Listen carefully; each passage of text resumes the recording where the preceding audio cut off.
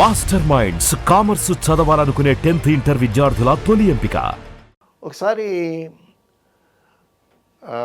ప్రభాకర్ రెడ్డి గారు ఒక కథ తయారు చేసుకుని, అదే పండంటి కాపురం ఒక కథ తయారు చేసుకుని కృష్ణ గారితో చెప్పారు.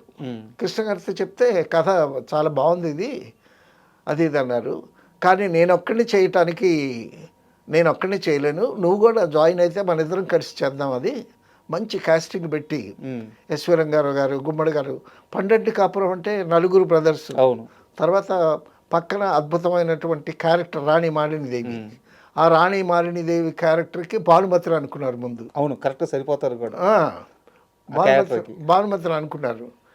అనుకునే అంటే ఆవిడ కాస్ట్యూమ్ కోసమని పర్సనల్ కాస్ట్యూమ్ అని తీసుకెళ్ళి మెడ్రాస్ నల్లి సిల్క్ హౌస్లో బట్టలన్నీ కొని, రాణి మాలినీదేవి అంటే చాలా రిచ్గా ఉంటుంది కదా, సో ఆ కాస్ట్యూమ్స్ అన్నీ కొని బిల్లు ప్రభాకర్ రెడ్డి గారికి పంపించింది. అప్పుడు బిల్లు ఎంత, మెడ్రాస్లో నల్లి సిల్క్ హౌస్ బిల్లు అప్పట్లో 60,000 అయిందంట. అబ్బా! అప్పుడు ప్రభాకర్ రెడ్డి గారు, వామ్మ నాయనో ఇది బిల్లే 60,000 చేసింది, ఇంకెలా చేస్తుందో అని చెప్పి నైట్ ఆవిడని కాదనుకుని జమున గారిని బుక్ చేసుకున్నారు. సో నలుగురు బ్రదర్స్, తర్వాత ఈ బ్రదర్స్ భార్యల క్యారెక్టర్స్, తర్వాత కృష్ణ గారి పక్కన విజయ నిర్మల్ గారు, తర్వాత టీం అంతా ప్రభాకర్ రెడ్డి గారి టీము. కృష్ణ గారు ఒక్కటే చెప్పాడు, నాకు ఒక్క ఆప్షన్ ఇవ్వాలి, కెమెరా మాత్రం విఎస్ఆర్ స్వామి గారు ఉండాలి, ఆయన బాగా చేస్తారంటే ఓకే అనుకున్నారు. సినిమా స్టార్ట్ చేశామండి. స్టార్ట్ చేసిన తర్వాత అందులో పెద్ద అన్నమో ఎస్వి రంగారావు గారు. ఎస్వి రంగారావు గారు తోటలోకి వెళ్ళిపోయాడు ఆయన. ఓకే, ఈ కాల్ షీట్లో ఉన్నప్పుడు అక్కడికి వెళ్ళిపోయారు, తోటలోకి వెళ్ళిపోయాడు ఆయన. ఆయనకి మరి తాగుడు మీద మోజో, లేకపోతే ఆయనకి ఏమన్నా పర్సనల్ ప్రాబ్లమ్సో, మొత్తానికి ప్రశాంతంగా ఉంటుందని అక్కడికి వెళ్ళిపోతాడు. వెళ్ళిపోతే పండంటి కాపురం అనేసరికి నిండుగా ఆర్టిస్టులు అందరూ ఉంటారు కదా, సో వీళ్ళందరూ వెయిటింగ్, ఎస్వి రంగారావు గారు రావాలి. ఆయనేమో అక్కడే ఉండిపోయాడు. ఉండిపోతే ప్రభాకర్ రెడ్డి గారు వెళ్ళి, ఏమయ్యా నీకు ఇదేమన్నా బాగుందా, అంతమంది ఆర్టిస్టులు పెట్టుకుని నువ్వు ఇక్కడ ఇలా పడిపోతే ఎలాగా, లే అని అన్నాడు.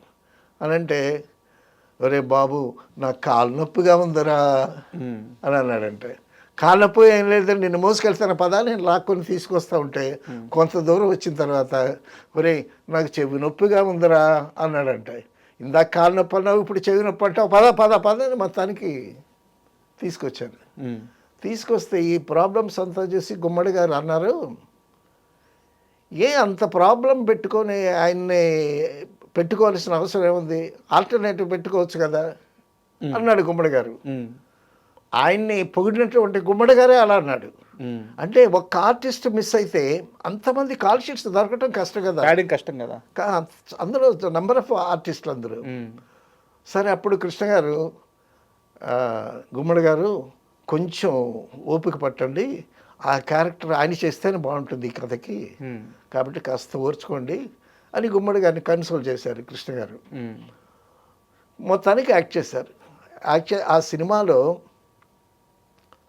బిడ్డ చనిపోతే ఆ గొయ్యి తీసి అందులో ఆ బిడ్డని పూడ్చేటప్పుడు ఎస్వి రంగారావు గారు డైలాగ్ ఉంటుందండి, ఒరే నీ చేత్తో నాకు అన్నం ముద్ద తినిపించావురా, నా చేత్తో నీకు ఇంత మట్టేస్తున్నానురా అని డైలాగ్ చెప్తూ ఉంటే, తర్వాత అందులో ఒక పాట అండి, ఎస్వి రంగారావు గారికి అద్భుతమైనటువంటి పాట, బాబు వినరా అన్నదమ్ముల కథ ఒకటి, కలతలు లేని నలుగురు కలిసి సాగించారు పండంటి జీవితం అని పాట పాడతా ఆయన కళ్ళమట్టి నీళ్లు పెడతా ఉంటే పిన్ డ్రాప్ సైలెన్స్. ఆ థియేటర్లో ఏడవని వాళ్ళు ఉండరండి. అంతా మరి ఆ ఇంటాక్సికేషన్ తగ్గించుకుని ఆయన యాక్ట్ చేయటం అనేటటువంటిది చాలా గొప్ప విషయం. పండంటి కాపురం సక్సెస్ అవ్వటానికి the main reason SV Rangarao గారు, ఇటుపక్క క్యారెక్టర్ ఏమో జమున గారు, రాణి మాలినీదేవి. ఆ పాట చూశాను సార్, చిన్నప్పుడు చూశాను, పెద్ద అయినాక చూశాను. మీరు చెప్తుంటే ఆయన ఎక్స్ప్రెషన్లో గుర్తొచ్చి ఒక రకంగా గూస్ బంప్స్ వచ్చేస్తున్నాయి. డెఫినెట్గానండి. తర్వాత ఆయన విశ్వరూపం ఏ సినిమాలో చేసినా ఆయనది విశ్వరూపమేనండి. నర్తనశాలలో ఎంత వైభవం అబ్బా. ఆయన నర్తనశాలలో ఆయన టీవీగా నడుచుకుని వస్తూ రేలంగి వచ్చి విరటరాజు కొలువులో పాండవులు మారువేషంలో బతుకుతూ ఉంటారు కదా, అప్పుడు భీముడిని పరిచయం చేస్తాడు. వంటల వనరుడు అయినా మంచి కంఠపుష్టం ఉన్నవాడు అది ఇదని పరిచయం చేస్తాడు.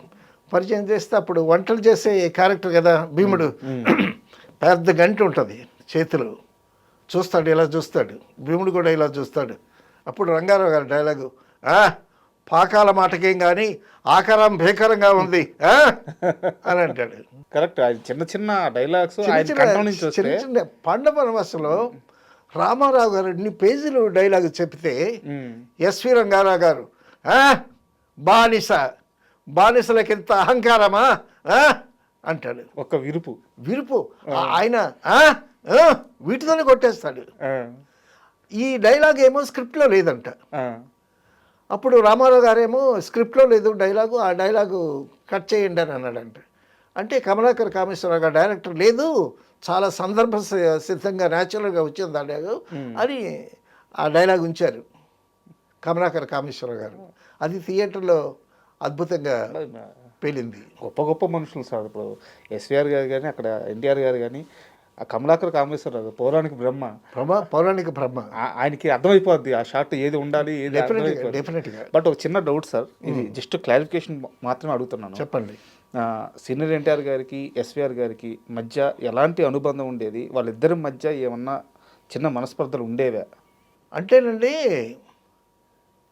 ఈయన విశ్వనట చక్రవర్తి అంటారు, సో ఆయన మాత్రం తక్కువ వాడా. అయితే నేను గొప్ప నటుండి అనేటటువంటి అది యశ్వరంగారావు గారికి ఉండేది. సంపూర్ణ రామాయణంలో 10 తలకాయలు యాక్ట్ చేసిన తర్వాత అండి, ఒక్కొక్క తలకాయి, ఒక తలకాయ అయిపోయిన తర్వాత మరొక తలకాయి, ఒక తలకాయ మాట్లాడితే 9 తలకాయలు రియాక్షన్ ఇవ్వాలి. 9 రియాక్షన్లు విడివిడిగా ఇవ్వాలి. తర్వాత ఒక తలకాయ మాట్లాడిన తర్వాత రెండో తలకాయ మాట్లాడింది. రెండో తలకాయ మాట్లాడేటప్పుడు మిగతా 9 తలకాయలు ఆ డైలాగ్కి తగ్గట్టు రియాక్షన్స్ ఇవ్వాలి. ఉదయం 9 గంటలకు స్టార్ట్ చేస్తే రాత్రి 9 గంటలకు అదే షాట్ అండి. ఆయన ఒక్కసారి ఒక 7-8 తలకాయలు అయిపోయిన తర్వాత బయట ప్రసాద్ స్టూడియోలో బయట కుర్చీ వేయించుకొని ఆ గాలిలో కూర్చుని, రమ్మనరా ఎవడు చేస్తాడు ఈ సీను, ఎవడు చేస్తాడు రమ్మను అని అన్నాడు. అంటే ఆయన అలాగా అంటూ ఉంటే మాకు అప్పుడే సో అటువంటి విశ్వరూపం అనమాట ఆయన. ఒక రకంగా మీరు ఆ షాట్ గురించి చెప్తుంటే నటనలో అవధానం ఏమో అది, అంతే కదా? డెఫినెట్గా అవధానం, నటనలో అవధానం.